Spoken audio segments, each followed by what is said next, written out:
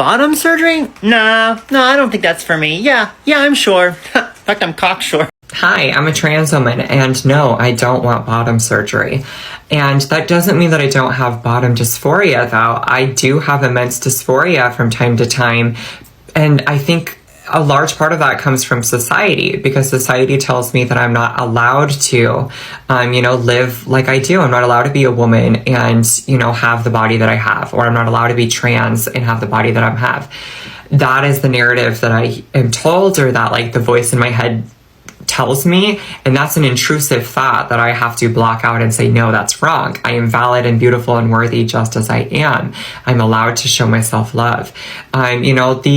There's more ways to alleviate dysphoria than just having surgery, like self-love and telling myself how amazing I am. I feel like I don't have a problem with myself, or like when I'm with a partner. My problem is with how society perceives me, and, so I tuck, and that helps a lot. My name's Sasha, and I'm transgender, and I got top surgery like 5 years ago. But do I want bottom surgery? AKA, do I want to get a penis? Would I want bottom surgery? Really, right now in my life, my transition feels like complete without getting that done. I just don't think I have the balls, no pun intended, like getting my urethra rerouted. It makes me really scared just thinking about it. I think maybe like in the future, like if it gets easier. What sucks is that ultimately the reality of what I want is just like not possible. And it's okay to feel that way, and it doesn't make you less trans if you don't want to get surgery, if you don't want to get top surgery, if you don't want to go on T, literally whatever, because everyone's transition is different. I'm a trans woman who does not want bottom surgery at the current moment. First off, I think we need to normalize this all as a whole, because at the end of the day,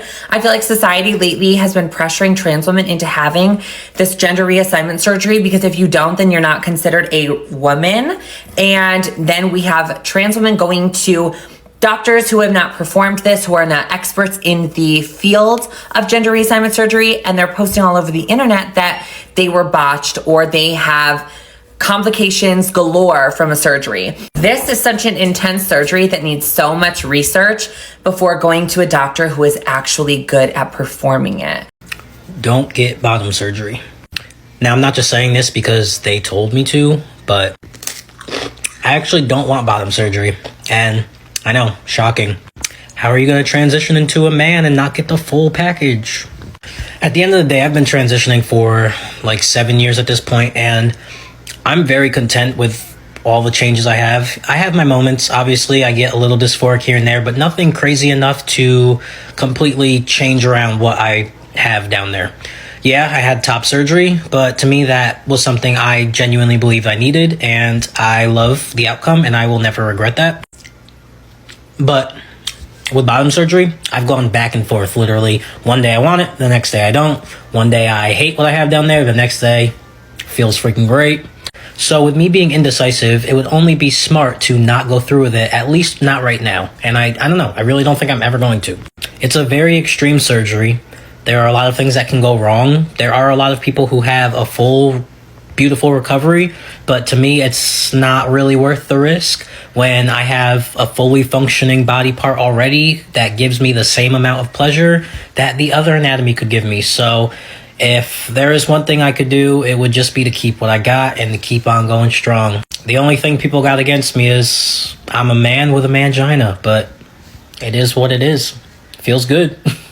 I wish I had $1 for every time that someone asked me as a trans person what I have in between my legs. And I wish that I had $5 for every time someone asked me why I don't ever want bottom surgery. For the longest time, especially early on in my transition, I really did want bottom surgery. I thought that I wanted and needed to have every single surgery possible because I didn't feel good enough. I didn't feel beautiful. I didn't feel connected in my body. And I was constantly being told by the people closest to me, by people at my job, people out in public, that I wasn't woman enough. I was constantly being misgendered. I was being mistreated, and so I just wanted it all to stop. I unfortunately let the opinions of others really get to me, especially because I also started dating for the first time ever straight cisgender men. And a lot of them treated me and made me feel like I was not woman enough, or that I was not pretty enough, or that my body was not attractive, or that in order to be pleased or be loved, that I would have to have surgery. And none of that is true, because I have learned that my body is perfect and that there are so many people out there who love and accept my body as well. But most importantly, I've learned that the opinions of other people is not important when it comes to how I feel about my own body. I am so proud of my body and I am so thankful for my body. My body has done so many amazing things for me. It allows me, you know, to exist in this world, and it allows me to have a lot of fun and have a lot of pleasure. So why fix what's not broken is kind of one of my thought processes, because I truly love my body and I'm so proud of, you know, every inch of my body. I'm also a little bit nervous about the risks of having bottom surgery, but after all the surgeries I've had, that's less of a factor. Okay, so that's not a one-off opinion. That's a pattern I keep seeing over and over. Every time this topic comes up online, there's a whole group of trans people who are just out, not undecided, not maybe later once I save up, just no, not for me. And every time I see that response, I notice the same thing happening in the comments underneath it. People jump straight to assuming something's wrong. Like the person hasn't thought about it enough, or they're scared for no reason, or they're not really trying to transition all the way. And I think that assumption says a lot about how little this decision actually gets talked about than it does about the people making it. Bottom surgery gets treated online like it's the finish line, like it's the real marker of being trans, the thing that makes a transition count as complete. And if that's the framework you're using, then obviously someone saying, "I'll never get it," sounds like they're giving up, or settling, or stuck. But that's not actually how most trans people I've seen talk about it. For a lot of them, it's not a finish line at all. It's just one medical option out of several, with real risks, real costs, and a real recovery attached to it. The same as any other major surgery someone might choose or choose not to have. So I wanted to actually slow down and go through the real reasons people give instead of just guessing at them or assuming the worst. I pulled together some of the most common answers I keep seeing, not to build a case for or against surgery, and not to tell anyone what they should do with their own body. I'm not a doctor, I'm not a surgeon. This isn't medical advice for your specific situation. I just think there's a version of this conversation that treats people like they've actually thought it through, because most of them have. So let's go through it. The practical stuff first, then the more personal reasons, and you can decide what you make of it. But before we do that, let me play you a few more of the clips, and then I'll come back with more commentary. Creators' handles are in the description box below, so go give them some support. Let's watch. So many people have asked me, why do I not want bottom surgery? So let's answer it. I think the biggest reason why is because I know how to enjoy myself with what I have, and I love her. Even though she does cause me a lot of dysphoria, but there are so many ways to, you know, deal with dysphoria other than just having surgery, you know, such as tucking and different forms of intimacy and communication and using certain language. You know, that definitely helps me.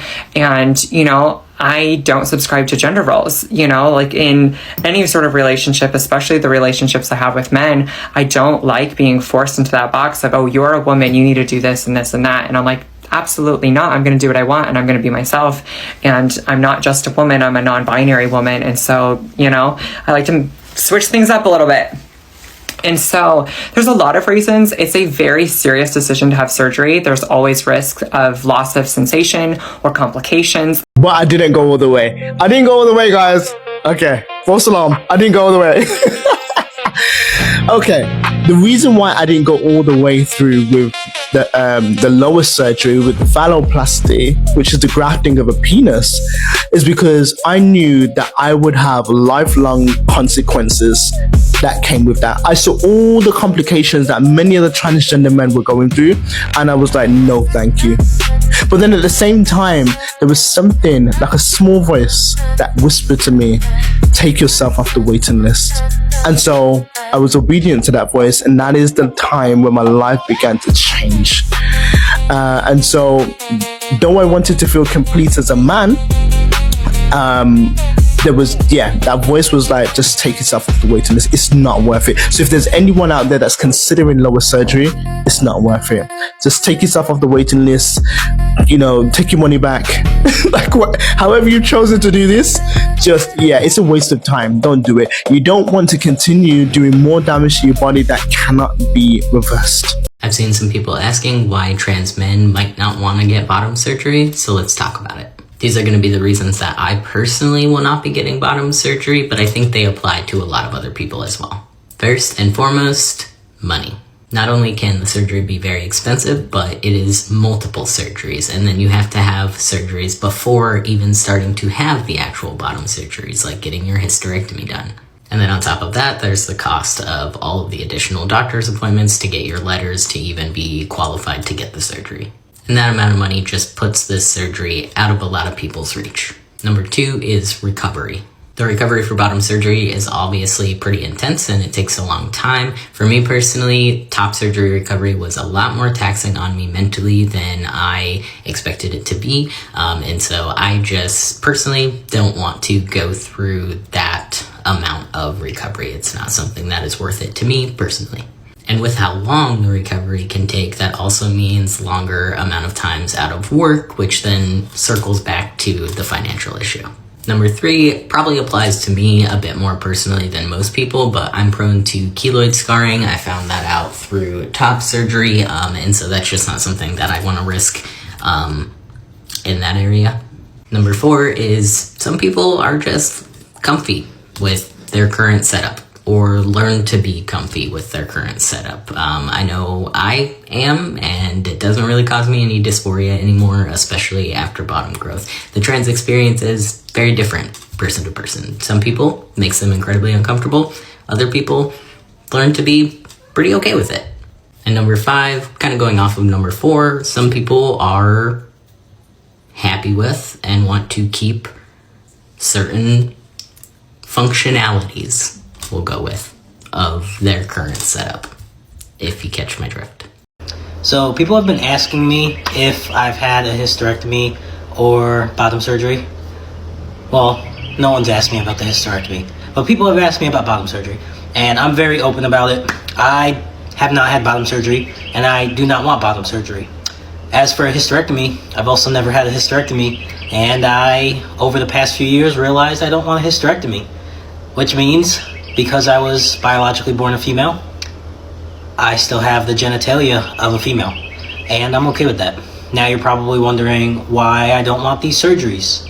Well, because it's not necessary. For my particular transition, I don't think it's necessary. I don't think it's necessary to do that to that part of my body.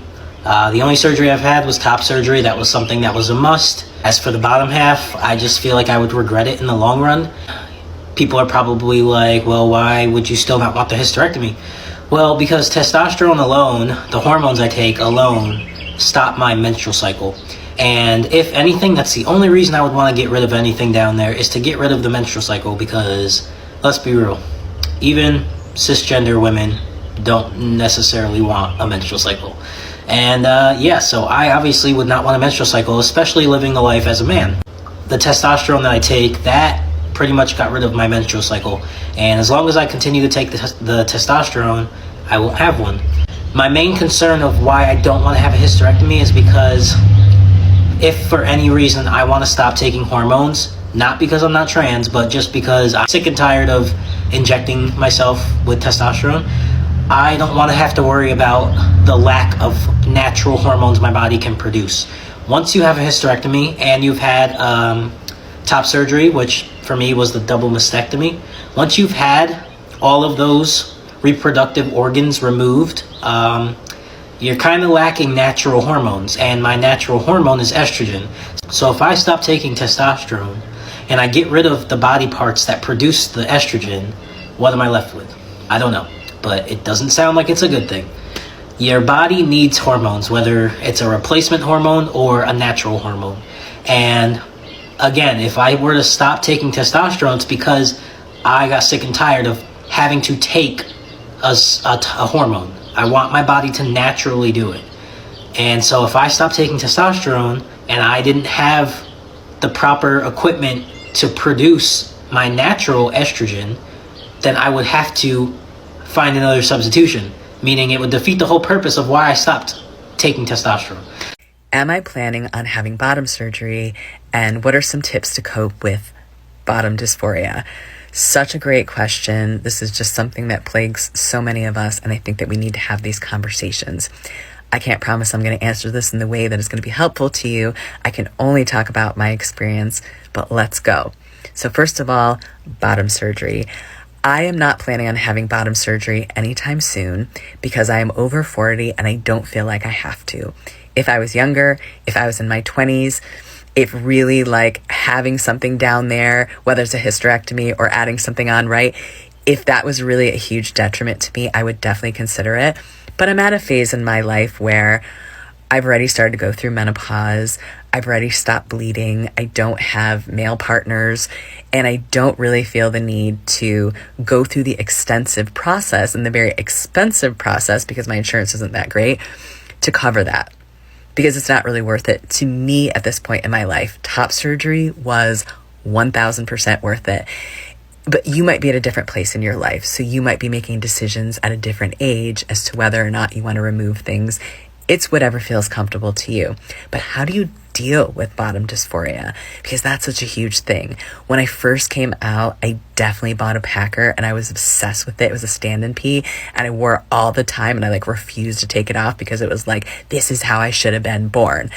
But once I had top surgery and I started really going through my transition and my voice started lowering and all of the other changes started happening, I kind of went through a process of making peace with the body that I was born with, that I have, knowing that I wasn't going to make many additional changes. Obviously, I'm still waiting for the testosterone to kick in with all that. But I came to peace with the fact that I was not born as a cis male, that I had certain bits, and that I decided and I chose to love them as opposed to going out there and wearing a packer and pretending that I had something that I didn't. I'm not saying that there's anything wrong with that, because there are a lot of people that is how they get over their dysphoria. That is what they need to feel safe and to feel whole. That's just not something that I needed. So I kind of stopped wearing that. And I was like, okay, well, I'm a guy with a vagina. Like, this is okay. It's okay to be a trans guy. It's okay to be, a non-binary person. It's okay to be maybe somewhere in the middle. And that's something that I really found was true to me and true to my heart, and something that I could find peace with. So that's kind of how I got over my dysphoria, is I was just very honest with how I was born and who I am, and knowing that anybody that I'm with intimately is going to have to understand and love that bit as well. What is the point of transitioning to a male if no one gets bottom surgery? That makes no sense. You want to know what doesn't make sense? Is this question. Let me tell you why. First off, I hope that this was not a malicious comment. I'm assuming that it's ignorance. I feel like people always think it's sexual when it comes to people that transition. It's most of the time never sexual at all. Like, almost none. Granted, yes, some people do get bottom surgery and that's fine, but you know what? Some people also never take hormones and consider themselves transgender. So there's really not a one-size-fits-all at all. We as transgender folk transition because we need our brains to align with the outside of our body, not what's in our pants per se. Hi, my name is Helena. I'm a detransitioner, and I think I'm going to come on here every day to basically beg people to not get bottom surgery. For trans people, gender dysphoria is really, really painful, and I understand the desire to get bottom surgery. I do. But there's too many complications with it for it to be worth it. There are vastly more people that have complications than people that have been okay and healthy. I want to go over this person's comment really quick. They said, what if the surgery ends up not being life-saving? It's better to educate people. Plenty of trans males deal with too many complications, I think is what the end of the comment said. So yes, all I can do is educate and ask questions and give recommendations and implore people as best I can. I can try to be as persuasive as possible, but it's really out of care. I don't want people to get hurt. I want people to be happy and healthy and thrive. So I really do, from the heart, I want you to be healthy. So you can transition and do it responsibly, and be aware that you're gonna have health issues as you get older, but educating is all I can do. I'm a trans girl who is post-op. I've gotten bottom surgery, and I'm gonna spill the truth about what's really going on. It's been about 3 years since I've got surgery, and I'm gonna say within the first month of my surgery, I already noticed that I had like complications. Let's not sugarcoat anything because surgery is so fucking risky. And the fact that I had complications the first month, I was already scared and already knew the outcome of what my life might be. I think prior to my surgery, I was really adamant on like reminding myself that even if this fails or something happens where I can't have intercourse vaginally ever again, I will have to accept my body and live with it. And I would choose that all over again just to feel complete in my body. Today I watched Adia's video on YouTube, and it was her talking about her experience having bottom surgery. And honestly, I never thought I would find anyone I can relate with. I think me watching that video really spoke volumes to me and allowed me to kind of feel like I'm not alone in this, and that I can also be a Virgin Mary and live a cunty life. So I'm happy with that. I'm happy that I know that I'm not alone. But yeah, I've been holding off on like the need of wanting to get another surgery. I went to my doctors, they told me everything is fine. I'm healthy down there, and I failed to believe that because I can't dilate. It does feel painful to dilate, and I haven't dilated a month after my surgery. So remind you, it's been like 2.5 years since I've last dilated, and that's because I'm very scared to dilate because it hurts that much, and it tears and it bleeds and it's terrible. It's fine. Like right now, I'm not in pain. It's not hurting, but I do douche every single day. And Adia, if you're watching this, I'm sending my love to you. Thank you so much for being vulnerable and speaking your truth, because I think that really helped me believe in myself. Because my life is crazy. My life is insane. I have so much I'm going through. Surgery is no joke. It is a commitment, and every single day waking up having to douche, the thought of having sex and not being able to really mind fucks you. And for that, I think I'm just like, I don't know if I always felt like I was asexual, but girl, I don't think I'm asexual. I think I'm just like bounded by there. Like I can't do nothing. So, because I mean, if my coochie worked, I'd be popping my pussy, bitch. But I can't. So, I guess I'll identify as asexual now. As you've seen, surgical risk comes up a lot, and honestly, it's not people being dramatic. Bottom surgery, vaginoplasty or phalloplasty, depending, is a genuinely major procedure. We're talking multi-hour surgeries, sometimes done in stages over more than one operation, sometimes with the second or third follow-up surgery built into the plan from the start. And major surgery isn't just a scary phrase. It comes with a real list: infection, tissue death, fistulas, strictures. In some cases, the need for revision surgery down the line to fix something that didn't heal the way it was supposed to. And none of that means it goes wrong for everyone. And it doesn't mean the surgeons doing the work unskilled. A lot of them are incredibly good at what they do, and plenty of people have the surgery and are glad they did. No complications, no regret. But when someone says the risk isn't worth it to me, that's not them being uninformed. A lot of them are the most informed people in the room on this exact topic, because they had to be, just to get to the point of making the decision at all. They read the same list doctors give them, they talked to people who've had it, and they weighed it against their own life and decided the math doesn't work for them right now, or maybe ever. Reason number 2 is cost, and this one's less medical and more just logistics. Bottom surgery is expensive, even with insurance coverage, which isn't guaranteed depending on where you live or what plan you have, or whether your employer's plan even includes trans healthcare. They still travel to a surgeon who actually specializes in this. Time of work that may or may not be paid, aftercare supplies, sometimes multiple follow-up procedures that come with their own separate bills, and some people are quoted numbers in the tens of thousands out of pocket once you add it all up. Surgery, travel, lodging if you have to fly somewhere for a specialist, lost wages during recovery, and that's before you even get into the waitlist some surgeons have. which can push the whole timeline out by a year or more on top of the cost. So when someone says cost is the reason, it's not always I don't want it enough. Sometimes it's just math. It's not accessible to everyone, full stop. And that's a real barrier that exists completely separate from how much someone wants the surgery. People don't talk about this one as much, but recovery from bottom surgery isn't a weekend thing. Depending on the procedure, you're looking at weeks of limited mobility, dilation schedules that can be multiple times a day for months,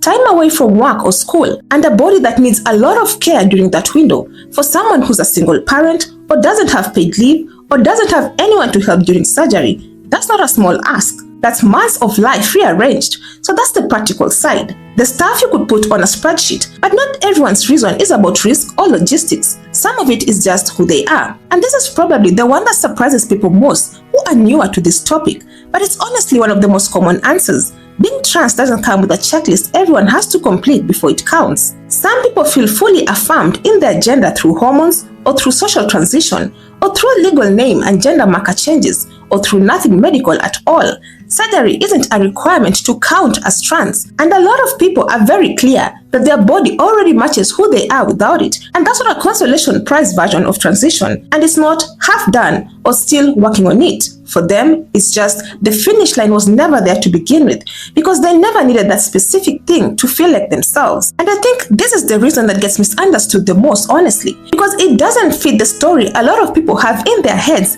about what transition is supposed to look like. Hormones, then surgery, in that order, like a checklist you work through until you're done. But that checklist was never universal. It's just the version of transition that gets the most airtime. Plenty of people transition fully, live fully as themselves, and just stop wherever feels right for them. And that's not a partial version of anything. Satisfaction rates and outcome concerns is also another reason, and this one's a little more complicated, and I want to be careful with it.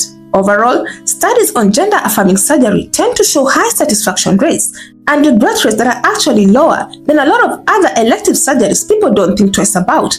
But high isn't universal, and some people have gone and actually read the outcome data themselves. Things like sensation, how results can vary a lot depending on surgeon experience and technique, or how satisfaction gets measured in the studies in the first place, which isn't always the same as the specific outcome I was hoping for. And when they look at all of that, some people decide the odds don't line up with what they personally need to feel okay moving forward. And that's not them being negative about other people's experiences, and it's not them doubting that the surgery works well for most people who get it. It's them looking at data about a life-changing, largely irreversible surgery and deciding they want more certainty before committing to it, or deciding after doing that research that they're not willing to move forward at all. Either way, it's usually the opposite of an uninformed decision. Fear of complications also overlaps with risk, but it's worth separating out, because fear isn't always rational, and it doesn't have to be valid. Even with a low statistical chance of something going wrong, when the something is permanent, loss of sensation, needing additional corrective surgeries down the line,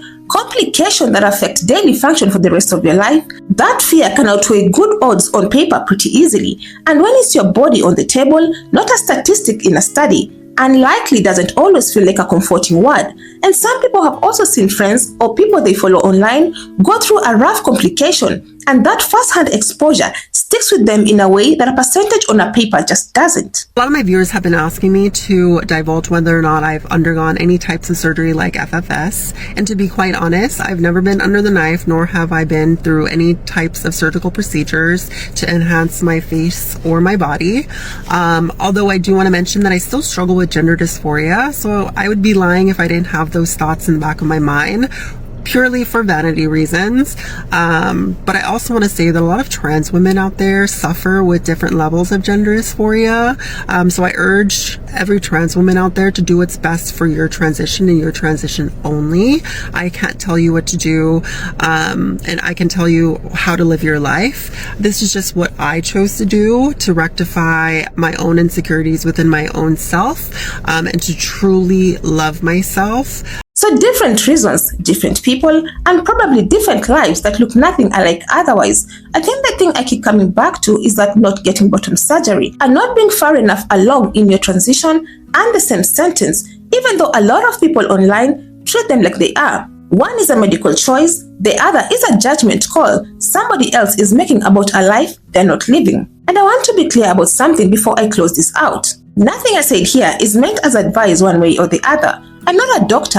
I didn't cite this to scare anyone of surgery, and I'm not trying to talk anyone into it either. If you are trans and you want this surgery, that's valid. And if you are trans and you don't want it, or you're not sure, or you know for certain you never will, that's just as valid. And you don't owe anyone an explanation beyond whatever you're comfortable sharing. At the end of the day, this is a deeply personal decision, and it's not mine to make for anyone. If you made it this far, I appreciate you watching. Let me know what you think in the comments. If you enjoyed the video, don't forget to leave a like and subscribe for more content like this. Creators' handles are in the description box below. I'll see you in the next one. Bye.